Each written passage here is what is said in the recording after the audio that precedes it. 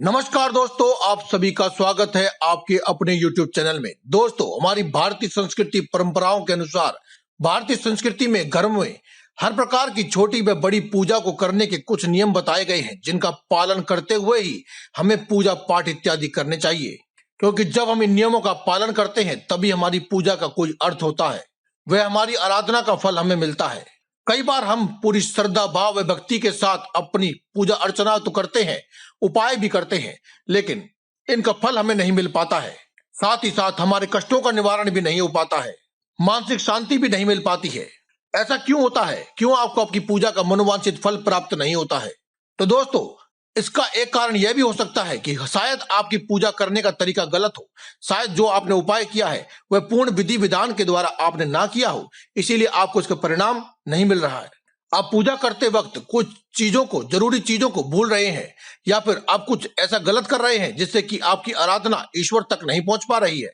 दोस्तों, हमारे शास्त्र में पूजा करते वक्त इस्तेमाल होने वाली जितनी भी वस्तुओं का वर्णन है, उन सभी वस्तुओं का अपने आप में विशेष महत्वता है और अपनी एक विशेषता है।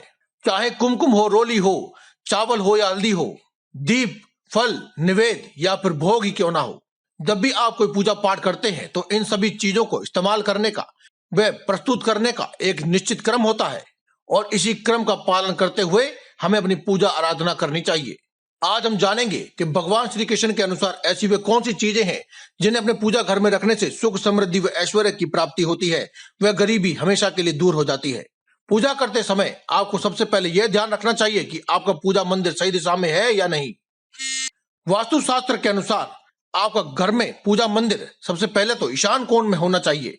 सुबह प्रतिदिन उठकर स्नान आदि कर स्वच्छ कपड़ों का धारण करने के बाद ही हमें पूजा करनी चाहिए और प्रतिदिन सुबह व शाम के समय पूजा अर्चना करनी चाहिए। व ईश्वर के सामने एक दीपक भी अवश्य जलाना चाहिए। केवल अपने मंदिर नहीं बल्कि उसके आसपास की जगह को भी साफ सुथरा रखना चाहिए, क्योंकि भगवान को ऐसा ही जगह पसंद होती है जहां साफ सफाई मौजूद हो। ध्यान रखें कि भगवान को चढ़ाने वाले भोग को कभी भी चढ़ाने से पहले चक्कर नहीं देखना चाहिए। वह उनके लिए धूप, दीप आदि को या पुष्पों को इस्तेमाल करने से पहले सूंघना नहीं चाहिए, क्योंकि हमारे हिंदू शास्त्रों के अनुसार यह चीजें बिल्कुल ही अनादरणीय है। दोस्तों, हमारे शास्त्रों में कलश का एक अलग ही स्थान बताया गया है। हमारे कलश बेहद ही महत्व रखता है। कोई भी मांगलिक कार्य हो, पूजा अनुष्ठान हो, दीपक, होली, दिवाली या कोई भी विशेष पूजा हो तो उसमें कलश की स्थापना अवश्य की जाती है।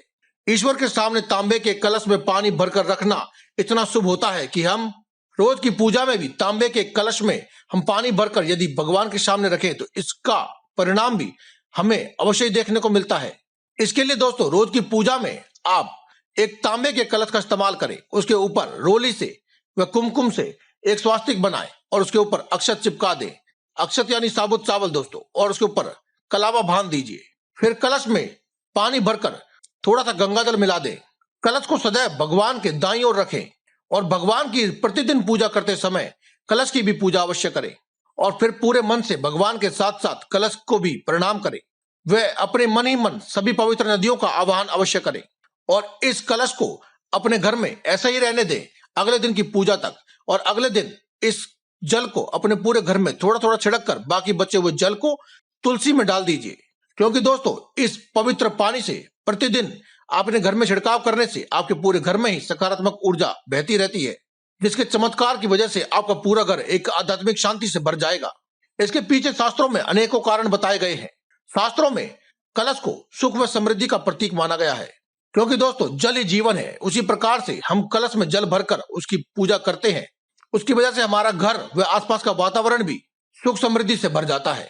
तो दोस्तों, आप भी रोजाना अपने घर में कलश में जल भरकर अपने घर में कलश की स्थापना करें, व इसकी पूजा करें और इसके चमत्कारी परिणामों को अपने घर में होता हुआ देखें। तो दोस्तों, आज की इस वीडियो में केवल इतना ही। कल फिर आपसे मुलाकात होगी एक और नई वीडियो के साथ। तब तक के लिए दे में इजाजत। धन्यवाद।